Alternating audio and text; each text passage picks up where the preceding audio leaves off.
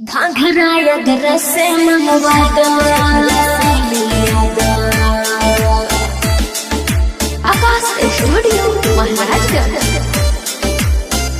घाघरा अगर से मंगवा दो तू छागल छपरा से लिया दो सही में रबड़ वाला चोली ऐसा नाप के दर्जी से सिलवा दो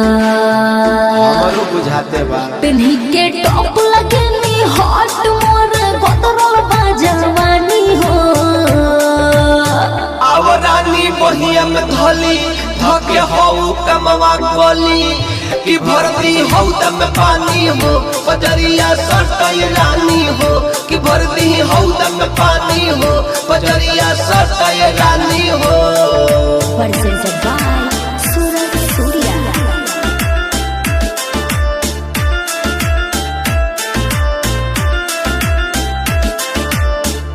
घाघरा अगर से मंगवा दो लिया दो जौवन कहीं उहे कर मन ना बहकावा मीठी मीठी बतिया में तू हमके ना फंसावा तोहरा सेक्सी लुकवा देखी हमरो मन पगलाता काहे करलू नखरा रानी हमरा ना बुझाता तो दूर न सतनी यारना करे मन मानी हो आव रानी बहिया में धली धके हऊ कमवा गली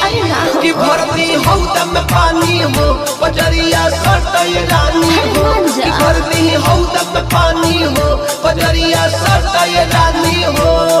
अरे तनी सब्र करो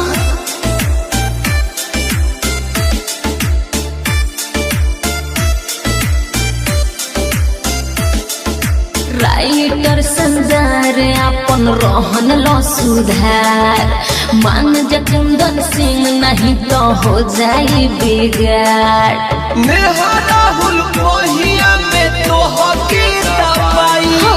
छोड़ी नहीं के तनो चिलई बुमाई जोनी छड़ा तू हमके सटी सटी कोना दानी हो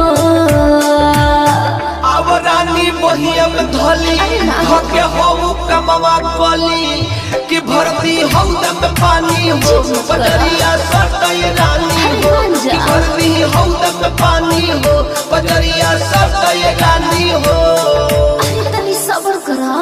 music by Akash studio Maharajganj.